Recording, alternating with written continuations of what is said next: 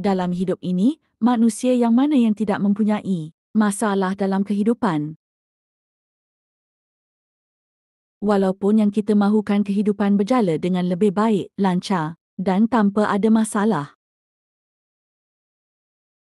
Pada hakikatnya, tidak ada siapa yang tahu perjalanan hidup seseorang, walaupun itu perjalanan hidup kita sendiri. Seorang peramal pun tidak dapat melihat dengan tepat garis perjalanan hidup seseorang. Contohnya, peristiwa kehilangan ia sesuatu yang pasti, walaupun tiada siapa yang mahu peristiwa kehilangan itu terjadi. Sama ada itu semalam, hari ini, atau bila dan kapan saja, setiap manusia sudah tentu akan mengalaminya. Kehilangan sesuatu, kehilangan seseorang dan kehilangan apa saja, kita terpaksa menerima dan tidak bisa menolaknya. Semua sudah termasuk dalam perancangan Tuhan Yang Maha Esa. Dalam hidup kita sebagai manusia, Tuhan tidak menciptakan sesuatu tanpa sebab. Tuhan juga tidak menjadikan setiap kejadian sebagai satu kebetulan. Kalau anda tidak faham apa yang telah terjadi sekarang, nanti baru anda faham kenapa Tuhan jadikan semua ini begini. Kadang-kadang, kita sebagai manusia sering lupa kalau hidup ini tidak harus mengikuti apa yang kita mahukan.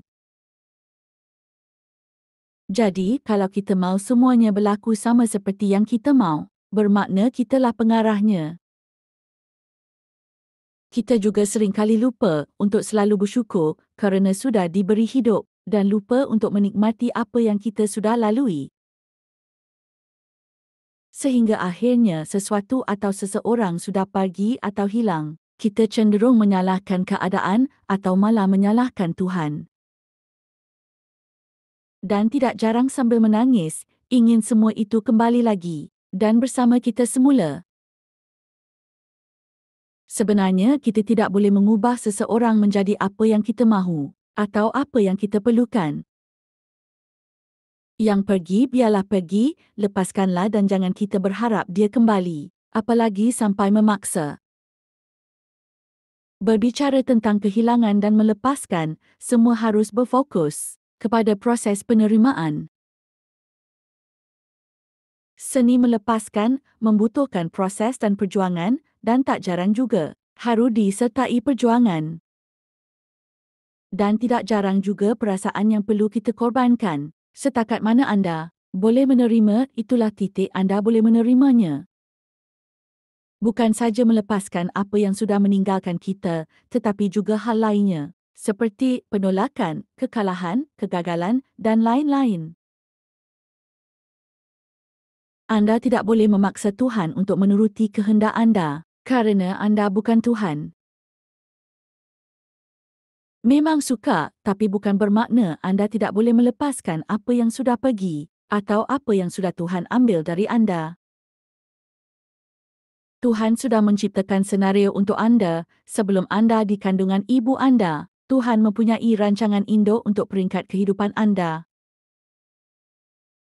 Anda mungkin mempunyai rancangan untuk membina rumah satu tingkat dengan 2 bilik kamar tidur atau ingin mempunyai apartments. Bukankah itu yang benar-benar anda mahukan? Percayalah, lukisan tidak akan cantik tanpa penggerakan warna pada kanvas. Sama juga dengan kehidupan anda. Anda juga perlu bersedia untuk menjalani dinamik kehidupan jatuh bangun dan warna kehidupan. Sebab kehidupan ini banyak rasanya. Biarkan ia pergi, jika hari ini anda gagal, esok pun anda juga gagal. Cuba lagi dan terus mencuba. Jika hari ini seseorang terpaksa meninggalkan anda, walaupun anda tidak mahu, biarkan saja, sebaiknya anda rehat dahulu.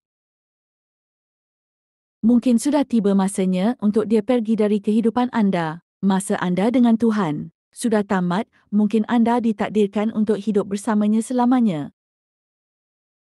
Bukan mudah untuk menghuraikan maksud dari perkataan legowo. Legowo secara kasar yang bermaksud menerima keputusan, tidak menyimpan dendam, tidak curiga. Legowo menerima syarat yang berlaku sebagai ketetapan Tuhan Yang Maha Esa, dan ia memerlukan penjelasan yang panjang untuk menerangkan walaupun hanya satu perkataan. Sudah tentu melaksanakan legowo mudah diucapkan daripada dimelakukannya, maka semua yang terjadi akan dikira sebagai rahmat dan bukan kesusahan.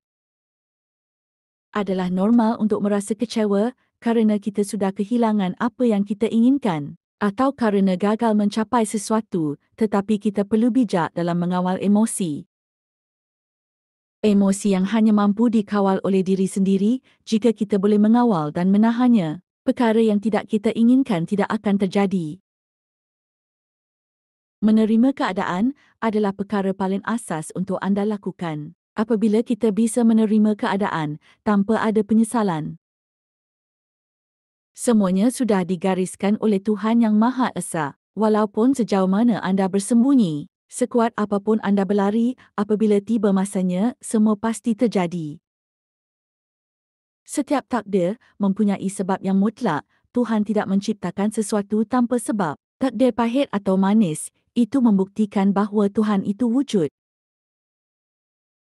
Jika suatu hari masa yang hilang itu benar-benar milik anda, sudah pasti, ia akan kembali kepada anda. Jangan takut kegagalan, jangan takut disakiti, kerana pada waktunya, semua akan berubah. Langit tidak selalu hujan, badai pasti berlalu, pelayar yang kuat tidak dilahirkan dari laut yang tenang. Takdir Tuhan pasti indah, jangan pernah lari, kerana sejauh mana pun anda lari, anda pasti akan menemukan takdirnya. Biarkan ia pergi dari kehidupan anda, biar anda bisa mencari kelegaan dalam menjalani hari-hari anda. Semakin kita bisa menerima keadaan dan semakin kita bisa berserah dan menerima kehendaknya, dan jangan memaksakan apa yang kita mahu. Dan sebenarnya Tuhan tahu apa yang kita perlukan, tapi bukan yang kita mahu. Syukuri apa yang sudah ada, yakinlah Tuhan itu maha adil dan bijaksana. Itu saja tips menerima dan mengikhlaskan suatu kejadian. Terima kasih sudah menonton dan jangan lupa subscribe channel ini.